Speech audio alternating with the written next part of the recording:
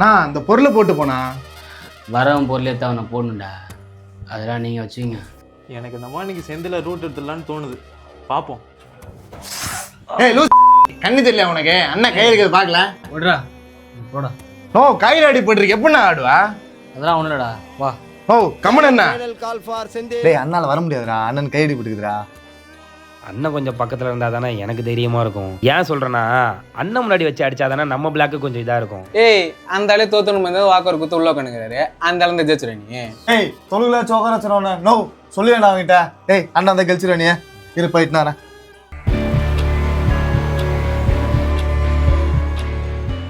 அண்ணே iron box இந்த வெளில வந்துட்டானே. நான் சொல்லலை. ஏய் உட்காரு, ஆடு.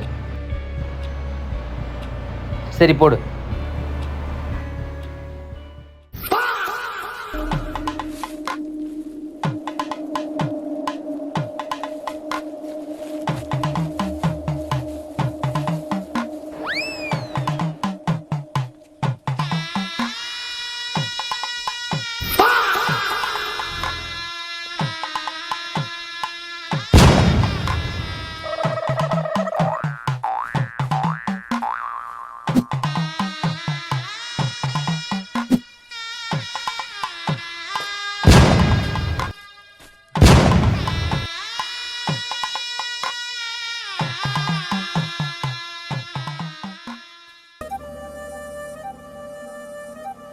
டேய் உங்க அண்ணன் சொன்னியாடா, இவனோட காடை குறைக்கணும், ஏற்றக்கூடாது.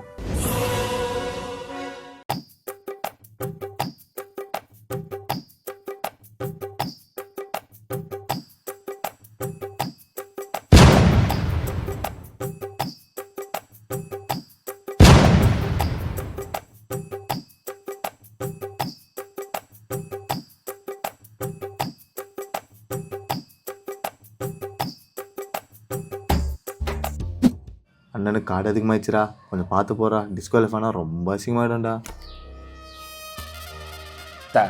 என் விசுவாசம் முனாக்குடா.